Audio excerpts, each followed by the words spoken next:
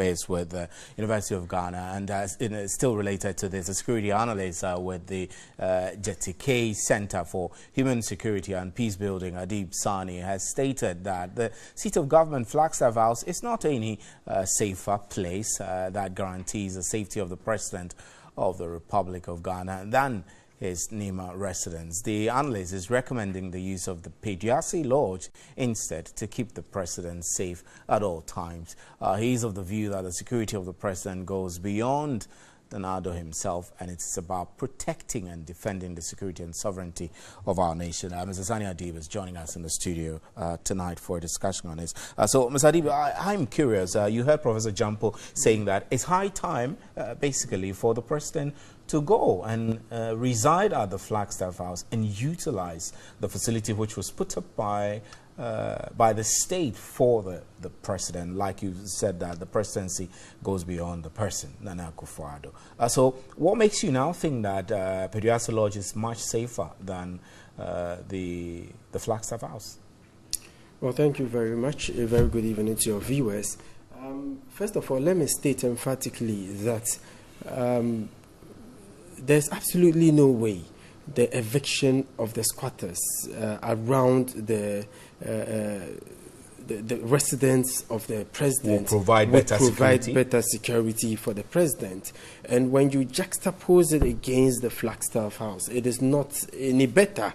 Indeed, why is it not any better in terms of location or what? Proximity to the French embassy or what exactly? I have personally, from the exterior, because I have not had the opportunity to go into the Flagstaff House or the president's residence to conduct any research, but from the exterior, a risk analysis of the Flagstaff House, I mean, shows some level of gaffe or some level of security nightmare, because this is the case. We have a presidential palace where we have heavy vehicular and human traffic all around it, right from when you're coming from the vice president's house all the way around TV3 to the Liberation Road. There's so much vehicular traffic, but under normal circumstances, and there's right there at the presidential drive. Exactly. Under normal circumstances, in security studies, we have something called a security bubble, under which the president is supposed to live. And within that bubble, we have a number of perimeters. Okay, we have the first, the second, and the third perimeter, usually made up of the police and military.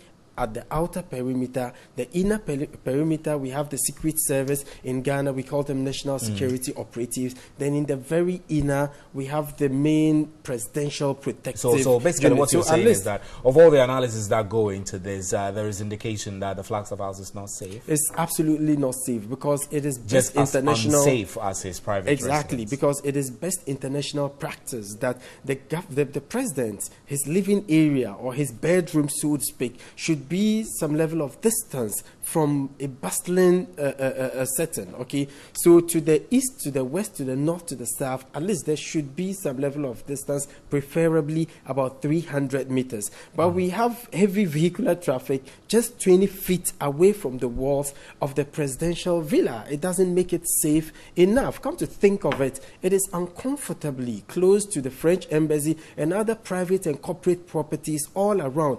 And these days, people sit in the comfort of their homes and they are able to snoop, they are able to pry on sensitive information. And we're dealing with the presidency of the country. So for me, the location of the Flagstaff House makes it a softer target? In the first place, the location of the Flagstaff House is a security nightmare for us. We're dealing with an era of terrorism, and you, God forbid, and now you know the strategy they use with car bombing, especially the transport. So what makes Pediasi much better?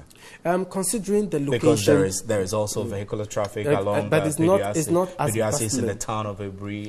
Ayimensa is close by. No doubt about that. But it's not as bustling or as densely populated as we have with the Flagstaff House. Come to even think of it in defense studies. I mean, you study about how to defend yourself, security analysis, etc.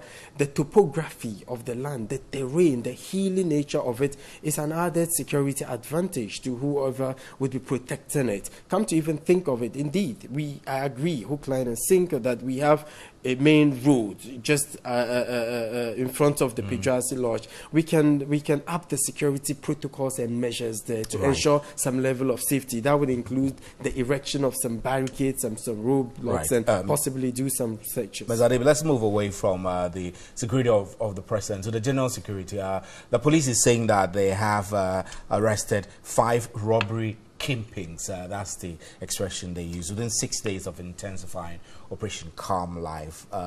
Do you feel this is an indication that we're winning the fight against armed robbery, or is it too early?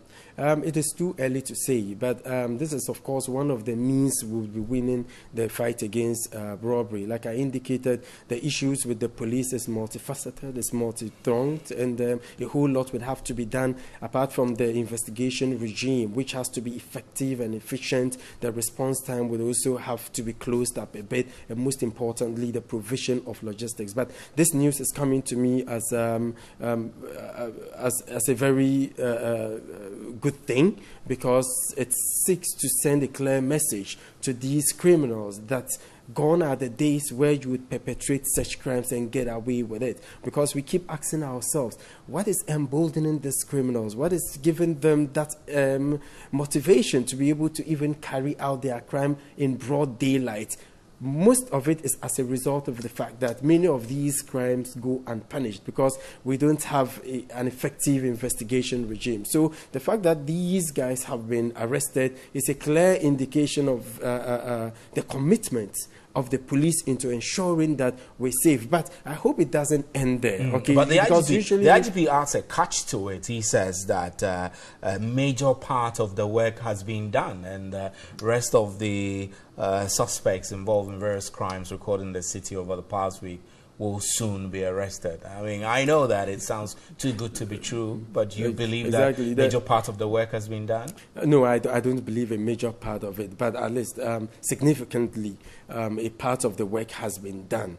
And like I indicated, there's still a lot more they can do. This statement might just be political on the face of it, but there's no room for complacency. Much more security would have, we would have to give more credence to police security, apart from the fact that some credence would also have to be given to border security and defense as well. But there's no room for complacency. Ms. Adib, I'm grateful for your time. Saani Adib is the Executive Director of the Jatikay Centre for Human Security. And I'm Stephen N.T. This is still News at 10. You are watching us live on TV3 and hearing us on 3FM 92.7. You can also see us on your DSTV channel 279. We'll be right back with more news.